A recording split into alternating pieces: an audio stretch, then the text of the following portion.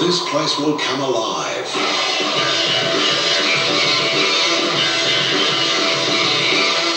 Scores of hopes will be carried through these gates.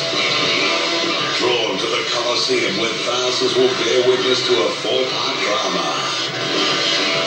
Its plot will evolve on this turf with a script dictated from these boxes. On the field, two men will chart a course for the rest to follow. A direction that includes September and the lure of the finals. For each, there's more acts to follow, but in this season's context, tonight's outcome is crucial. Hawthorn and the Western Bulldogs at Colonial Stadium. This is AFL on 9.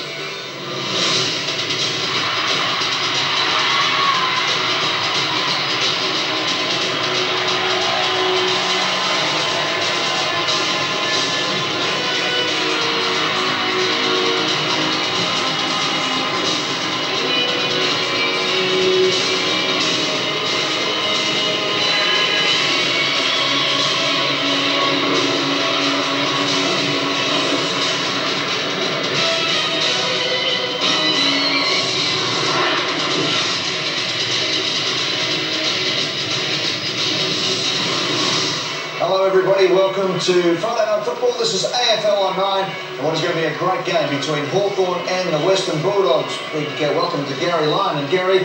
Well, all the teams will have played everybody once by the end of this round, and really we're into elimination finals already, particularly for these two teams. No question about it. There's a bit of a logjam happening around position 6 through to about 10, and the loser out of this game you'd think might struggle. So we can have a look at this. The 2 points there for the Western Bulldogs from last week may be important, it may cost them in the end. Regardless, this becomes a critical game tonight. It certainly does. As you can see there, Hawthorn 1 game out of the 8 at the moment. The Bulldogs are going to half it with very good percentage. And as Garry said, it's going to be tough for the loser. And there's the man, Anthony Mundine. He's turned up for a bit of football action tonight. And he'll be in the square ring on Monday night against Leicester, the Master Blaster, Ellis, the boy from Sunshine. So I think Anthony Mundine might be a Hawthorn supporter tonight, because I'm sure Leicester's a big Bulldogs man. Let's have a look at the Hawthorn ins and outs. Just one change from the team that won last week by 10 points against Sydney. And well, the Hawks have played their last 3, and the results have been 10 points or less with 2 wins and a loss. Tim Clark into the side. This one back line's got a bit of a settled look about it. Jonathan Hay generally plays on Chris Grant. The good judges tell us that. That will probably happen. Campbell Brown has been excellent in his past couple of weeks. Jade Rawlings back in a bit of form. Adrian Cox close to best on ground last week. That's the important thing. Luke Hodge also getting a taste for AFL footy. Simon Cox up against his old side for the very first time. He's been outstanding for Hawthorn. He's their second highest position winner in the side, so they will have used him in the build-up, I'm sure. It's down this end of the ground where they've got to try and find something. Nick Holland is due. He's long overdue for one of those games where he can get a dozen marks or so. We know that Barlow is capable of scoring goals, probably not your 6 or 7, maybe 2 or 3. Thompson can kick 7 like he did 2 weeks ago, or he can kick 1 as he did last week. Ben Dixon also very important. Now it's in the middle of the ground that Sean Wren has just had a bit of a renaissance in the past couple of weeks. He's been pretty good. Vandenberg, I've likened him to an All-Australian. I think he could be a chance this year. He's in very good touch, and we know how good Crawford is. And here's the bench, and a young, fast bench too, with Loney, Clark and Green. And John Barker said his injury problems, of course, can come on, and has been a star player over the last 12 months for the Hawks and struggle, as I said, this year. There's the Hawks going through their last preparations, and Thompson in amongst it. But one player you did pick out there, a first-year player, Campbell Brown. Yes, and here's the son of Mel Brown on screen there, and his lovely wife Kay, much better half, of course. And look, I think Mel would have been pretty pleased with the way Campbell went about his footy last week against the Swans. He gave a great run and drive off half-back. And there was an incident late in the game when well, they were being threatened, the Sydney Swans. Have a look at the score, top left-hand screen there, last quarter. This is a super courageous effort, and this is, well, you imagine it's in the bloodlines. He didn't think twice about that, and I know that Peter Schwab was he was absolutely wrapped with his commitment. Yeah, no doubt about that. Campbell Brown, recruited from Xavier College. It's not Xavier College, oh, the opposite, Scots College. Oh, Mel will go berserk, I tell you what. That was just for Mel's benefit, that one I can tell you. Here's the Western Bulldogs. They're warming up their last stretches, and a bit of toughness coming into the side with Liberatore and Dermott. Sorry, Mel. Indeed.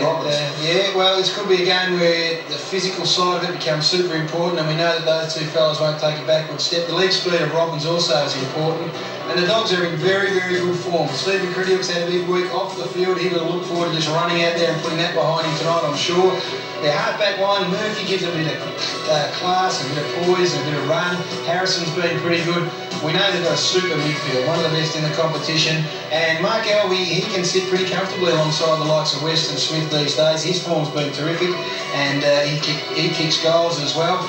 Daniel Bandy's been the revelation of the competition, I would have thought. Young Daniel G and Syracuse have taken more uncontested marks than anyone in the competition. Also, they're leading assist play, so what a seasons he is having. And there's the class. Grant and Brown down there can both score goals, and both will take and draw great opponents. In the middle of the ground, well, Terry Wallace declared Luke Darcy as his Brownlow medal favourite. He is in that sort of form, and Johnson as well. Garlick, a run-with player. They are in good touch. They're important players are playing well. Yeah, interesting, their forward line in the first 7 rounds when they only won 1 game, they averaged 12 goals. Since then, they've won 5, lost 1 and had a draw, and kicked 19. So they're certainly getting on the scoreboard. And here are the Hawks coming out to play. 7 wins and 7 losses. They're 10th on the AFL ladder at the moment. And there's no doubt that this is a big game of football. Let's have a look there. They've got to try and stop the Bulldogs. As I said, it's their forward line that has really lifted and got them in your position to have a crack. And here's how they kicked their goals last week against Essendon. Well, this is telling. You have a look at this. They've kicked 4 goals on the run from around the 50-metre mark, and they've kicked a further 15 out of their 18 goals from 40 metres plus. Now, that is telling. And it's something they need to be aware of. 15 of 18 from 40 metres plus. Good of Benjamin to come in and write that for us here. Speaking McGuire, very hard to write on those illustrators, but that is something that they would need to be aware of. They do kick goals from a long way out. Now, 2 players, as we watch the Bulldogs come out, who have been revelations, particularly over the last couple of months. Daniel Bandy, who's kicked 27 goals, and Luke Darcy, who's kicked 15 and been great in the ruck. Great set play. They set up with all the space behind them. It looks like Darcy's going to do the ruck work. Bandy just sneaks in there. This is a couple of weeks ago against the Saints, and Darcy ends up kicking the goal. That's what they've got at their disposal. They've got flexibility. They've got the talent of those 2 big fellas, and they will have taken up a lot of Hawthorn's pre-planning. And there's Steve Courier, who will lead them on the side. His 150th game. It's taken a while to get there in his 11th season of football. So congratulations to Stephen Courier, who has certainly been amongst the news in the last 7 days or so. We're just waiting for Terry Wallace to catch up with Tony Jones. It's a big one for the Western Bulldogs tonight, no doubt about it. I think this is just going to be a great game. A draw last week, of course, for the Bulldogs. And as I said, Hawthorn have been involved in a couple of tight finishes over the last few weeks. Let's get into Terry Wallace now with Tony Jones.